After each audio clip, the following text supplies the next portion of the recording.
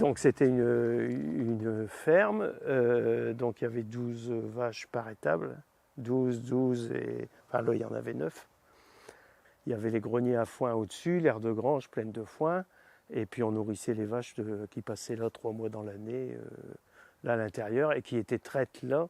Moi je me suis installé en 90 avec un frère, et on a fait un bâtiment moderne, 2000 mètres carrés, salle de traite, enfin tout ce qui est moderne, quoi. Au milieu des pâtures, voilà. À 800 mètres d'ici, quoi. Que ce soit plus pratique. C'est-à-dire, moi j'ai hérité du corps de ferme. Et avec Pascal, mon épouse, on a racheté une 50aine d'hectares tout au long de notre carrière, quoi. Au début, on achetait des engrais, on achetait des nourritures, on achetait tout ça. Et au fur et à mesure, on a vu que notre résultat, il augmentait même sans passer en bio, sans rien de tout ça. Au fur et à mesure qu'on baissait, qu'on faisait que les vaches mangent uniquement de l'herbe, nous, notre résultat augmentait. Donc on a toujours été vers ça. Et là, nous, on se dit maintenant, est-ce qu'on n'irait pas plus loin et de faire carrément sans bâtiment. Sans bâtiment, ça veut dire, il faut savoir que tout agriculteur, enfin maintenant il y a même des vaches qui sont plus du tout, qui ne sortent plus du tout, mais sinon même un agriculteur herbager, il passe une partie de son été à engranger des nourritures et l'autre partie à épandre le fumier et les lisiers que les vaches ont fait. Donc tout ça c'est de l'énergie, c'est du pétrole, c'est du matériel, c'est tout ça. Et donc une fois qu'on est en plein air intégral, ça veut dire que tout se fait sur place, quoi. La vache mange, défèque, et l'affaire elle est faite, quoi. Et du coup, il faut trouver des techniques pour que ça fonctionne. C'est par un système de rotation des pâtures qu'on arrive à faire qu'on va passer l'année. Nous, on recherche vraiment un système où il n'y a plus de plastique, il n'y a plus rien, quoi. Il faut qu'il n'y ait plus d'intrants. Donc l'hiver dernier, on l'a fait comme ça. Et puis déjà, pour nous, c'était un peu stressant parce que faire des animaux sans bâtiment, on ne savait pas. Il n'y a pas eu de mortalité, tout s'est bien passé, tout va bien. Au printemps, on a eu des vélages qui se sont passés comme à merveille, comme jamais, parce que tout compte fait, les vaches avaient eu de l'exercice tout l'hiver. Après, normalement, nous, on fait de l'élevage laitier, donc ça veut dire qu'on traite. Et là, on pensait avoir... parce qu'on voudrait, en fait, traire, ça veut dire traire tous les jours, voire 2 fois par jour. Et bon, nous, on arrête une période de l'année. Mais donc, ça veut dire il faut être tout le temps présent avec les animaux. Donc on pensait faire un collectif pour justement avoir une entraide et quelquefois que l'éleveur laitier puisse se libérer un peu pour profiter un peu des vacances ou de détente, on va dire. Pour nous, c'était une nouveauté puisque ça voulait dire traire en pâture puisqu'on n'a plus de bâtiment. Donc on a une machine à traire mobile. C'est-à-dire qu'on se déplace, que c'est la machine qui suit les vaches. Et on s'est dit, non, à 3 ans de la retraite, on n'a pas envie de trop se fatiguer. Donc, on va laisser les veaux au pied des vaches. Toutes les pâtures sont, accolées. On a un circuit un peu en fer à cheval. Donc, on n'a pas obligé de transporter les vaches d'une pâture à une autre. Donc, ce sont des animaux qui sont réellement adaptés à ne manger que de l'herbe sans aucun additif. De l'herbe, de l'eau, point. Voilà. Donc maintenant, on y va. Alors ici, on est tout content parce que avec le peu de pluie qui est revenu, l'herbe est revenue.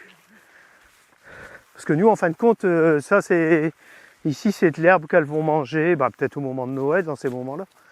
Donc si ça pousse pas là, ces temps-ci, après c'est trop tard, quoi. Et il y a une vanne, après là-bas on ira voir l'abreuvoir, hein, mais on vient se brancher là, on met l'abreuvoir là, c'est un petit abreuvoir en plastique qu'on balade comme ça. Et alors ici il y en a un là, il y en a un là-bas pour alimenter ça, mais c'est parce que là, comme tout de suite, par jour, on leur donne 25 arts. Par exemple, ça ici, c'est 75 arts, elles vont faire 3 jours. Okay. Donc, et on essaye de faire vraiment le donner en 3 fois, mais même dans la première partie, il faut essayer de faire qu'elles y reviennent le moins longtemps. Ici, elles vont revenir 3 jours dans la première partie, mais c'est un maximum, quoi. Tout est calculé pour qu'on ne revienne pas trop dans le... au niveau du site, on voit et on va dire ils ont creusé ça pour faire une butte et pour faire ce sur quoi on arrive, qu'on appelle la digue. Là. Et en fin de compte, c'est ça qui barrait la vallée et qui faisait que le niveau d'eau montait, quoi. Là, on le voit bien, parce que quand on arrive là, on a l'impression, à chaque fois, on me dit, mais on va vers autre chose, là.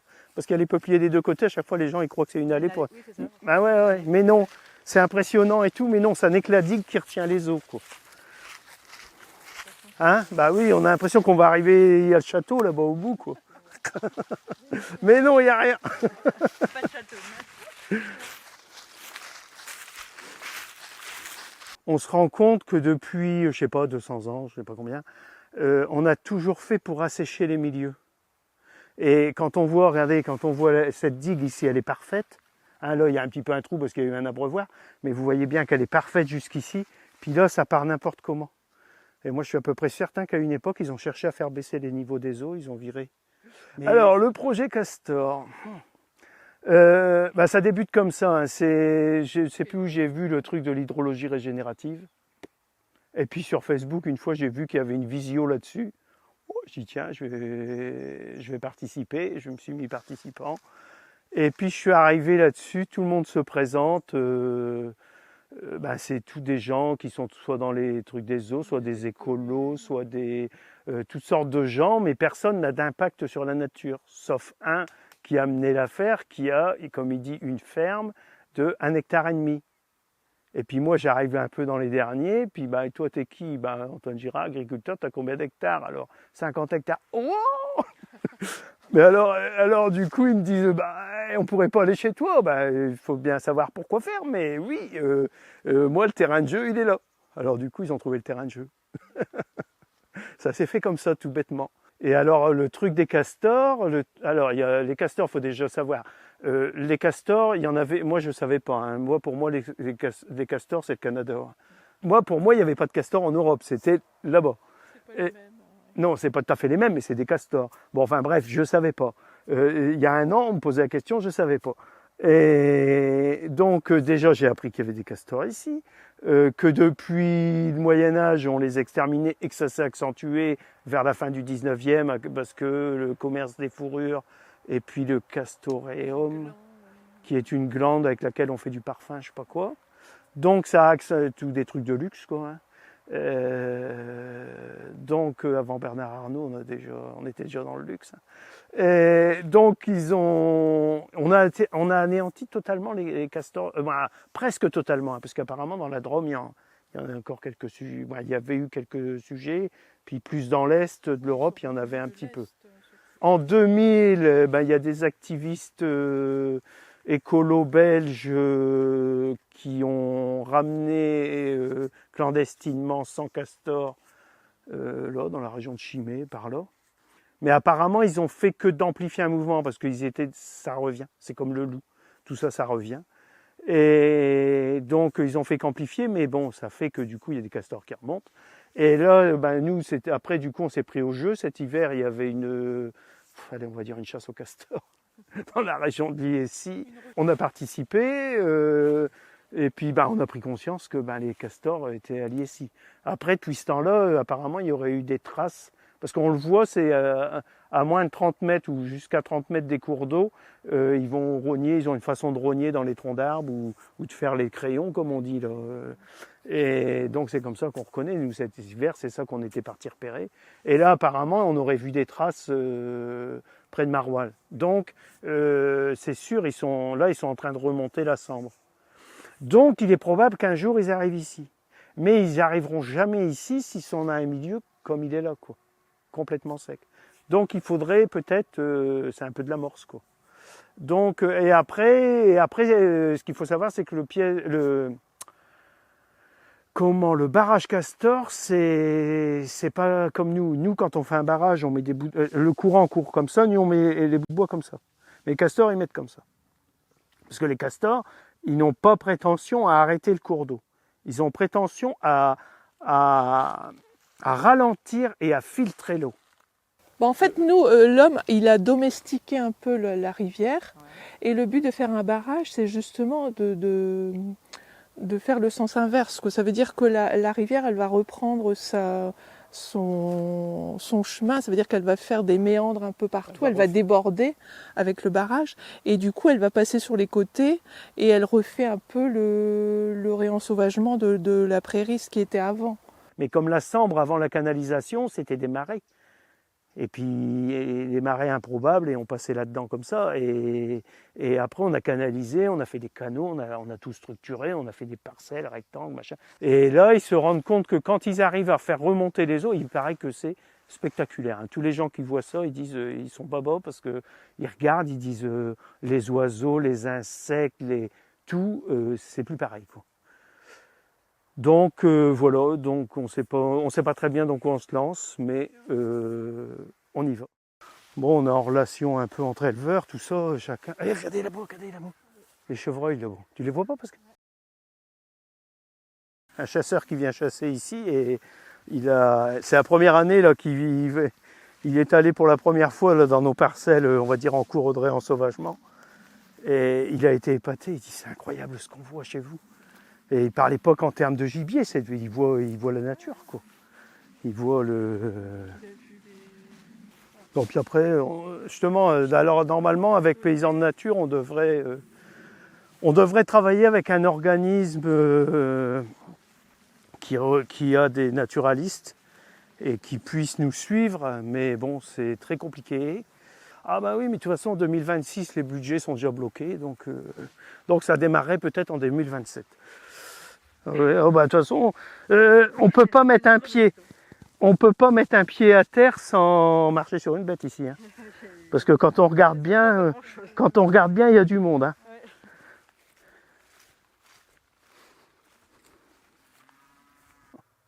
Bah, je me rappelle qu'on était, une fois, il y avait, c'est pareil, ce qui nous fascinait, c'est ça.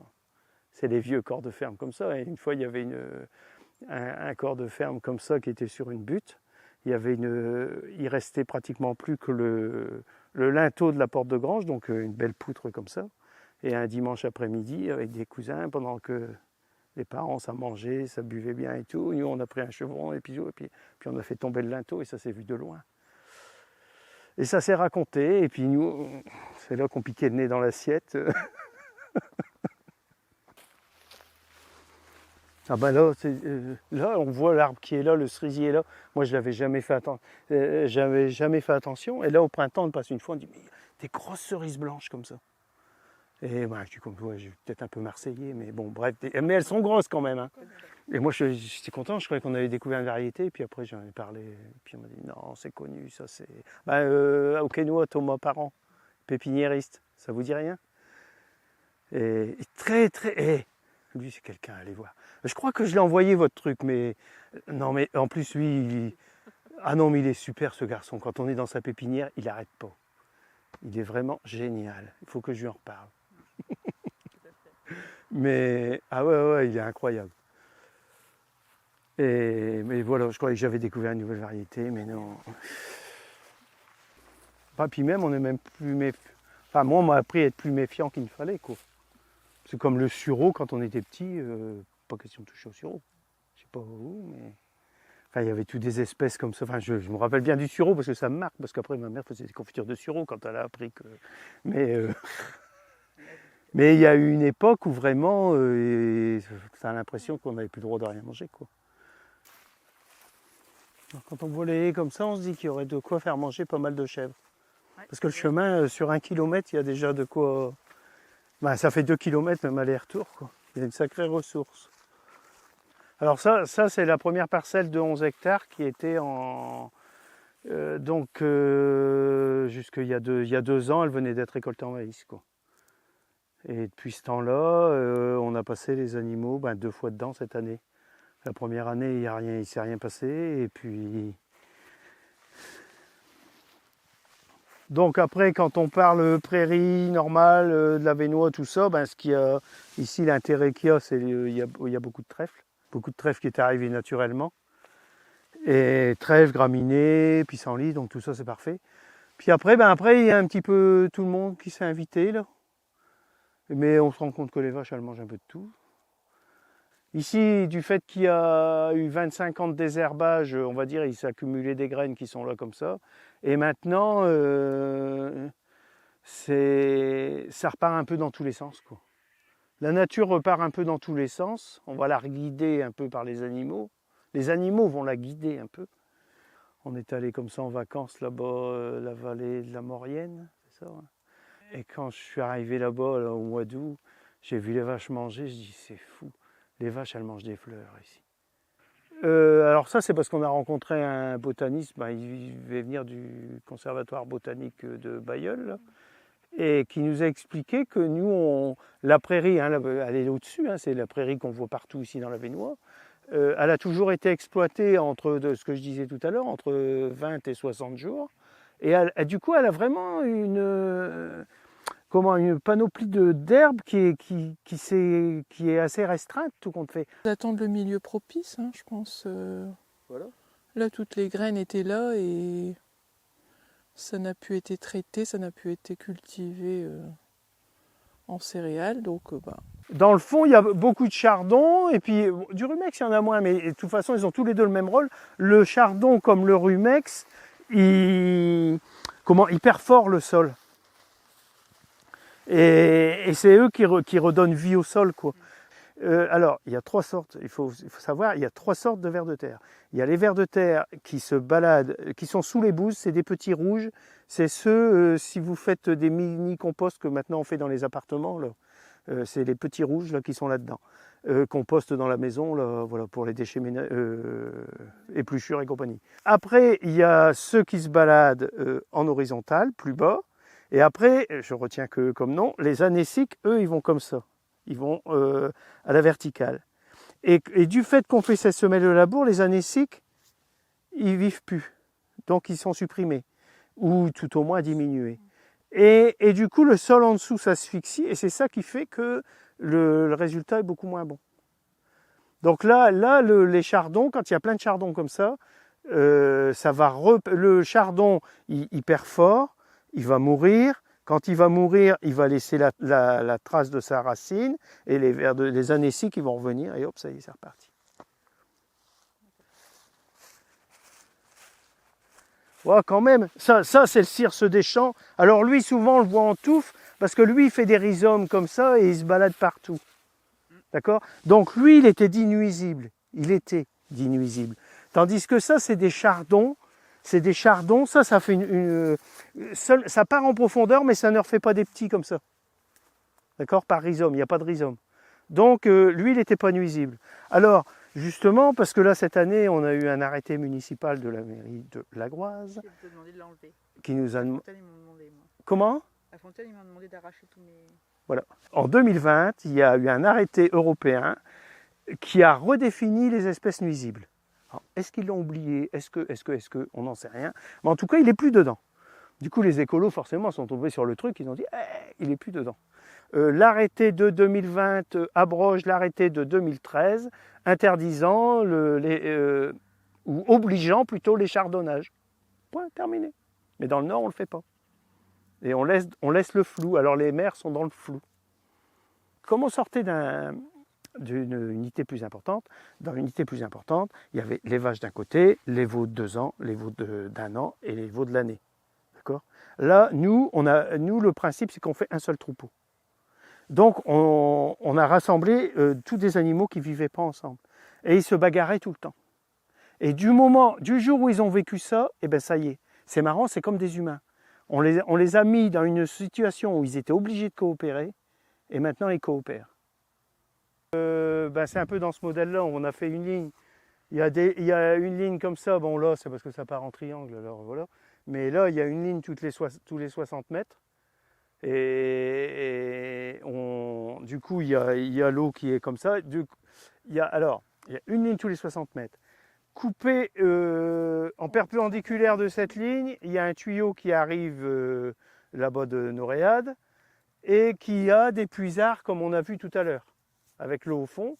Et après, nous on a mis ici, non enterré, des tuyaux comme ça, où tous les 100 mètres, il y a une prise pour prendre l'eau. Donc on a l'eau, ça fait que ce champ-là, on a l'eau partout, quoi. Et Et du coup, là, on avance tous les jours. Et après, ben, on va voir. Là, est-ce qu'on va recouper. Là, l'avantage, c'est que si on veut, on peut recouper les tuyaux, remettre des prises. Et puis, on va voir suivant la façon de travailler, quoi, comment ça va marcher. Voilà, c'est pour ça que je disais que qu'on a dit au maire qu'on avait fait des investissements, il peut venir voir. Il y a ça, il y a ça, il y a de l'eau. Enfin bref, c'est pas une parcelle à l'abandon, parce que ça, à l'abandon, on n'a pas le droit. Je sais pas pourquoi, mais bon. Mais bon, après, il y en a des parcelles à l'abandon. Mais bon, il n'y a peut-être pas de propriétaire, il n'y a peut-être pas d'adresse de propriétaire. Ils trouvent pas, oui, ils trouvent pas de propriétaire.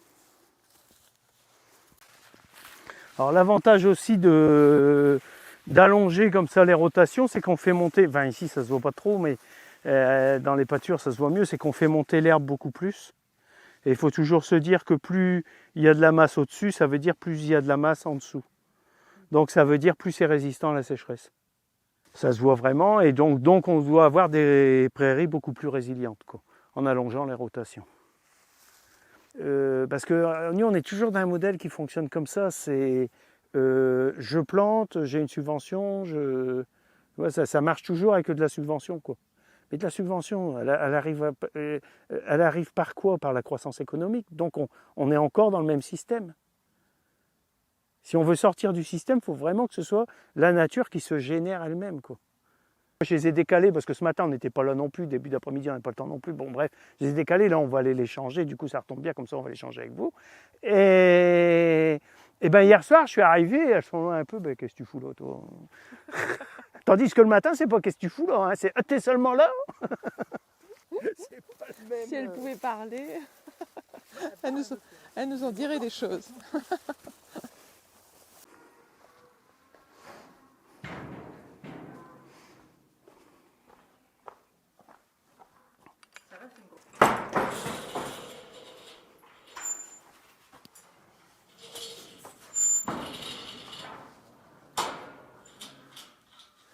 Bon, alors ça fonctionne comme ça, mais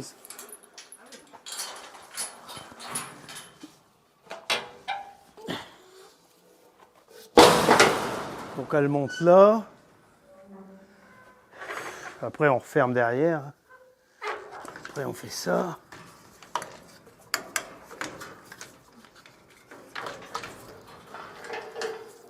Voilà, donc on vient brancher la vache là. D'accord? Et après il y a un pipeline là-haut et ça va dans une cuve de 750 litres. Il faut habituer les animaux. Et nous, on en était encore avec les animaux qu'on essaye de faire venir, machin. Et puis alors, nous, il y a aussi une particularité chez nous, c'est qu'on ne donne à manger que de l'herbe. Parce que la plupart des éleveurs, ils mettent un petit granulé, quelque chose, et la vache, elle sait que quand elle va arriver là, il y a un alimentateur, là. Et hop, elle a sa petite ration de machin. Et ici, nous, il n'y a rien. Et on ne veut pas sortir ça. Il y a des côtés comme ça un peu tordus, hein, mais bon, voilà. On est comme on est, hein, on ne change pas. Mais nous, on veut vraiment, parce qu'il y a un côté, dès qu'on donne de la céréale à une vache, elle concurrence l'humain. Donc, on est critiquable. Tandis que tant qu'elle mange que de l'herbe et du fourrage, l'humain ne mange pas encore de fourrage. Donc, on estime que c'est plus vertueux. Enfin, c'est plus vertueux et en plus, c'est moins énergivore, c'est tout, quoi. C'est...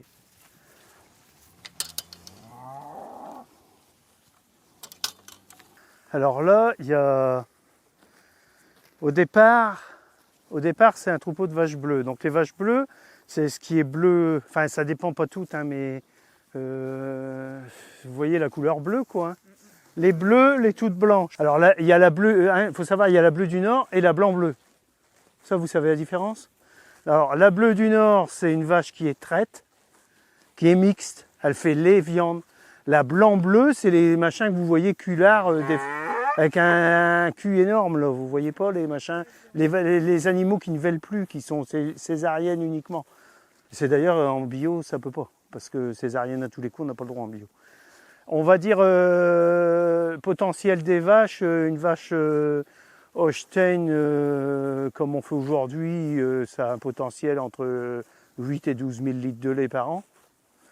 Et une bleue, on tourne autour de 5 000. On est moitié moins, quoi. Quand l'herbe commence à pousser, on sort tout de suite les vaches en pâture, elles donnent du lait, Et la lactation suit la pousse de l'herbe et au mois de décembre, quand il n'y a plus d'herbe, la lactation s'arrête. Donc c'était système vélage groupé de printemps.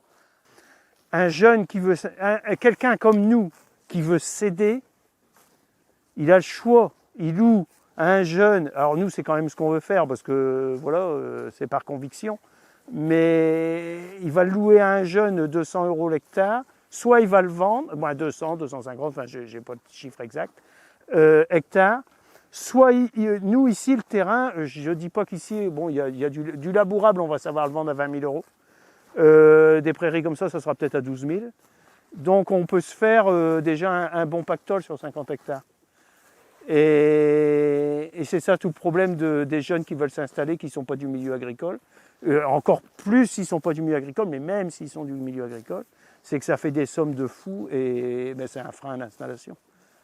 Donc nous, on est contre ce système-là. Donc nous, on veut installer des gens en leur louant le terrain et ils ont un bail et puis voilà quoi. Puis nous, on aimerait qu'il se passe quelque chose, que ce soit au niveau collectif, que ce soit la bolle plouvien, je ne sais pas ce que ça peut devenir. On aimerait qu'il se passe quelque chose, quoi. C'est un peu l'idée.